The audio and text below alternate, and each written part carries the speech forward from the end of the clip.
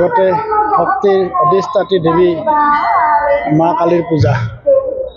মই সমূহ অসমবাসী ৰাইজক কালী পূজা আৰু শ্যামা পূজাৰ ওলগ জনাইছোঁ। মা কালীৰ ওচৰত কটকটি প্ৰণিপাত জনাইছোঁ। যেন আমাৰ প্ৰত্যেককে মানসিকভাৱে, শাৰীৰিকভাৱে, বৌদ্ধিকভাৱে শক্তি দিয়ে আৰু আমাৰ মনৰ কামনা যাতে মা কালী পূৰণ কৰে। আপোনালোকে চাওক, এইটো এটা বিৰল দৃশ্য। আমাৰ হিয়াৰ আমঠু অসম সন্তান, অসমৰ জাতীয় সম্পদ, অসমৰ এগৰাকী উদাত্ত কণ্ঠ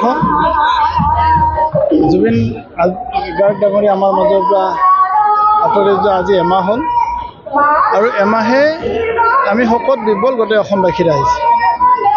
আৰু এই শোকৰ মাজতে আমাৰ মাজত দুৰ্গা পূজা পাৰ হৈ গ'ল, আমাৰ মাজত শ্ৰীমন্ত শংকৰদেৱৰ উৎসৱ পাৰ হৈ গ'ল, আমাৰ মাজত লক্ষ্মী পূজা পাৰ হৈ গ'ল, এতিয়া আমাৰ শ্যামা পূজা আহিছে, ইয়াৰ পিছত গৌ পূজা, ইয়াৰ পিছত ৰাস পূজা।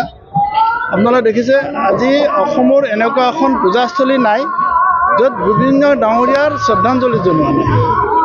গতিকে আমি জুবিন গাৰ্গ ডাঙৰীয়াৰ প্ৰতি শ্ৰদ্ধাঞ্জলি অসমৰ ৰাইজে সকলো প্ৰকাৰে জনাইছে।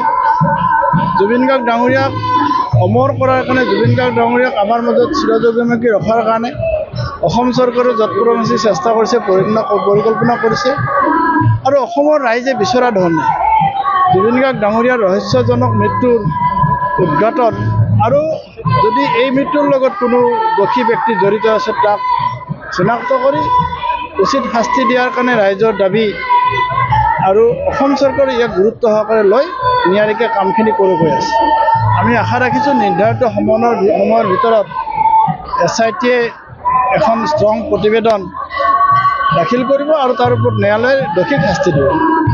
যিকোনো খবৰৰ বাবে যোগাযোগ কৰক 7099017330 লগতে 7099017110 নম্বৰত।